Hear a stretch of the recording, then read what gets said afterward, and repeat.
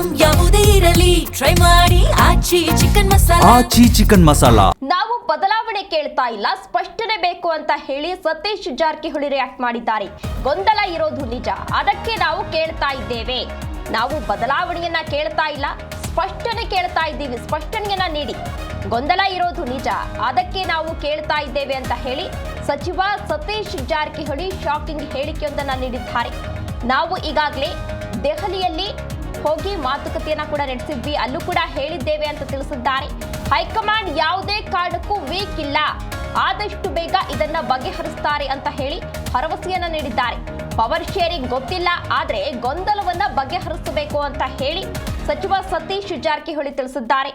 ಮಲ್ಲಿಕಾರ್ಜುನ್ ಖರ್ಗೆ ಅವರನ್ನ ಭೇಟಿ ಮಾಡಿದ್ದೆವು, ಬಗೆಹರಿಸ್ತೇವೆ ಅಂತ ತಿಳಿಸಿದ್ದಾರೆ. ಆದಷ್ಟು ಬೇಗ ಎಲ್ಲದಕ್ಕೂ ಕೂಡ ಉತ್ತರ ನೀಡುವ ಸ್ಥಾನದಲ್ಲಿ ಕೂಡ ನಾವು ಕೂಡ ಕೂತಿಲ್ಲ ಅಂತ ಹೇಳಿ ಸಚಿವ ಸತೀಶ್ ಜಾರಕಿಹೊಳಿ ಅವರು ತಿಳಿಸಿದ್ದಾರೆ. ಅಲ್ಲ, ಎಲ್ಲ ನಾವೇ ಊಟ ಮಾಡಿಸ್ಬೇಕಂತೇನಿಲ್ಲ, ನಾವೇನು ಅದೇನ ಗುತ್ತಿಗೆ ಏನು ಪಡೆದಿಲ್ಲ. ಅದೇನು ಅವ್ರವ್ರು ನಾವು ಹೇಳಿದ್ರೆ ಗ್ರೂಪ್ ಅದಾವ, ಅವ್ರವ್ರು ಲೈಕ್ ಮಾಡಿದಂತ ಮುಂಚೆ ಹೇಳಿದ್ವಿ, ಅವ್ರು ಕೂಡ್ತಾರಂತ ಹೇಳಿದ್ವಿ, ಆ ರೀತಿ ಕೂಡಿದ್ದಾರೆ. ಸೊ ಅದರಲ್ಲಿ ವಿಶೇಷ ಇಲ್ಲ ಅಂತ ಮುಂದೆ ಕೂಡ ಹೇಳಿದ್ವಿ. ನಾವು ಕೂಡಿದ್ದೀವಿ, ಬೇರೆಯವ್ರು ಕೂಡಿದ್ದಾರೆ, ಊಟಕ್ಕೆ ಕೊಡ್ತಾರೆ, ಬೇರೆ ಸಂದರ್ಭದಲ್ಲಿ ಕೊಡ್ತಾರೆ.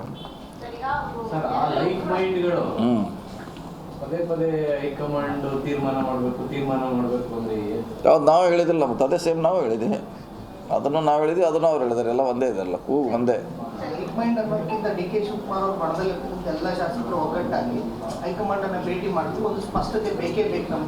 ಕರೆಕ್ಟ್, ಬದಲಾವಣೆ ಅಲ್ಲ, ಸ್ಪಷ್ಟತೆ ಅಷ್ಟೇ ಕೇಳ್ತಾ ಇದ್ದೀವಿ. ಬದಲಾವಣೆ ಮಾಡೋದು ಬಿಡೋದು ಅವ್ರಿಗೆ ಬಿಟ್ಟಿದ್ದವರು. ಗೊಂದಲ ಬಗೆಹರಬೇಕಂತ ಎಲ್ಲರದ್ದು ಆಸೆ ಇದೆ, ಅವ್ರದ್ದು ಇದೆ, ನಮ್ಮದು ಇದೆ, ಎಲ್ಲರದ್ದು ಇದೆ, ಪಾರ್ಟಿ ಅವ್ರದ್ದು. ಅವ್ರು ಅದನ್ನು ಹೇಳಿದ್ರೆ ನಾವು ಅದನ್ನೇ ಹೇಳಿದ ಹತ್ರ ವಿಶೇಷ ಏನಿಲ್ಲ ಅಲ್ಲ. ನಾವು ಡೆಲ್ಲಿಯಲ್ಲಿ ಅದನ್ನ ಹೇಳಿದ್ದೀವಿ, ನಿಮ್ಮ ಮುಂಚೆ ಅದನ್ನ ಹೇಳಿದ್ದೀವಿ, ಈಗ ಅವ್ರು ಅದನ್ನ ಹೇಳಿದ್ರೆ ಅದನ್ನು ನಿನ್ನೆ ಅವರು ಅದನ್ನೇ ಹೇಳಿದ್ದಾರೆ.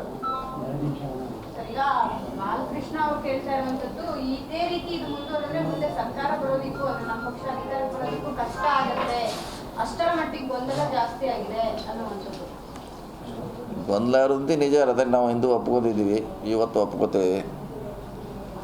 ಸೊ ಬಗೆಹರ್ಬೇಕು. ನಾವು ಡೆಲ್ಲಿವರೆಗೆ ಹೋಗಿ ಹೇಳಿ ಬಂದೀವಿ ಒಂದು ವಾರ ಹಿಂದೆನೇ ಅಷ್ಟೇ. ಅದನ್ನೇ ಅವರು ಇಲ್ಲಿ ಹೇಳಿದ್ದಾರೆ ಅಷ್ಟೇ. ಇಲ್ಲ,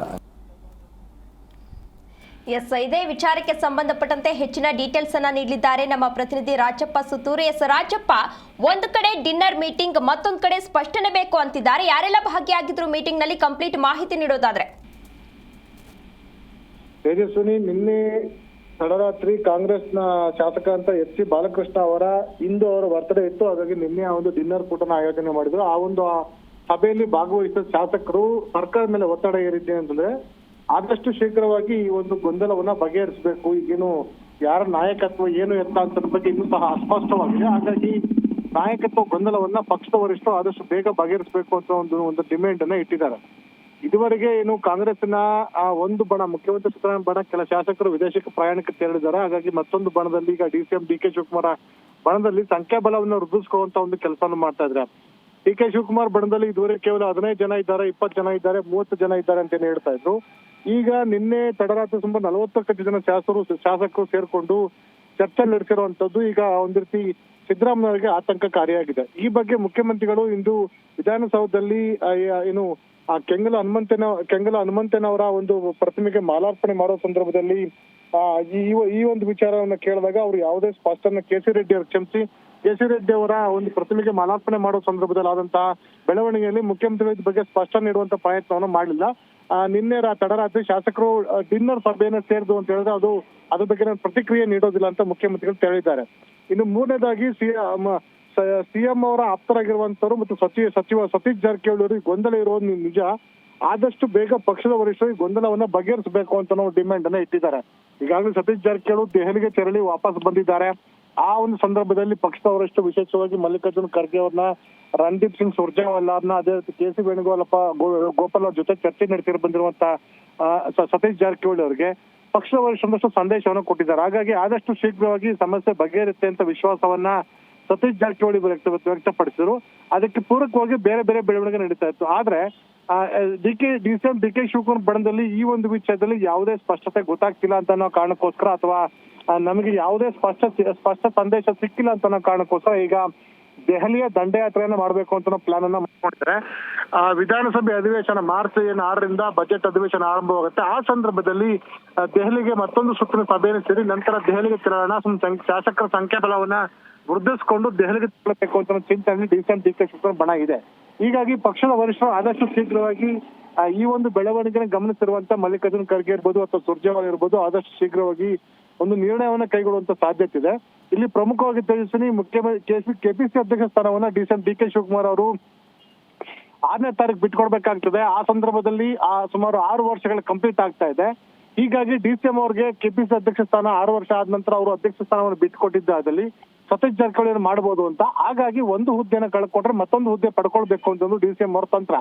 ಅದರ ಭಾಗವಾಗಿ ಏನು 6ನೇ ತಾರೀಕು ಬಜೆಟ್ ಇದೆ, ಬಜೆಟ್ ಆದ ನಂತರ ಸಿದ್ದರಾಮಯ್ಯ ಅಧಿಕಾರವನ್ನು ಬಿಟ್ಕೊಡ್ಲಿ ಅಂತ ಡಿಮ್ಯಾಂಡ್ ಅನ್ನು ಇಟ್ಕೊಂಡಿರುವಂತಹ ಡಿ.ಕೆ ಶಿವಕುಮಾರ್ ಬಣದ ಶಾಸಕರು ಸಂಖ್ಯಾಬಲ ವೃದ್ಧಿ ಮಾಡಿಕೊಂಡು ಒತ್ತಡ ಹೇರುವ ತಂತ್ರವನ್ನು ಅನುಸರಿಸ್ತಾ ಇದ್ದಾರೆ. ಹೀಗಾಗಿ ಸಿದ್ದರಾಮಯ್ಯ ಅವರು ಈಗಾಗಲೇ ಅವರು ಶಾಸಕರನ್ನ ವಿದೇಶ ಪ್ರಯಾಣಕ್ಕೆ ಕಳಿಸಿದ್ದಾರೆ, ಒಂದು ತಂಡದ ಬಲ ಪ್ರದರ್ಶನ ಮಾಡುವ ಪ್ರಯತ್ನದ ಭಾಗವಾಗಿ.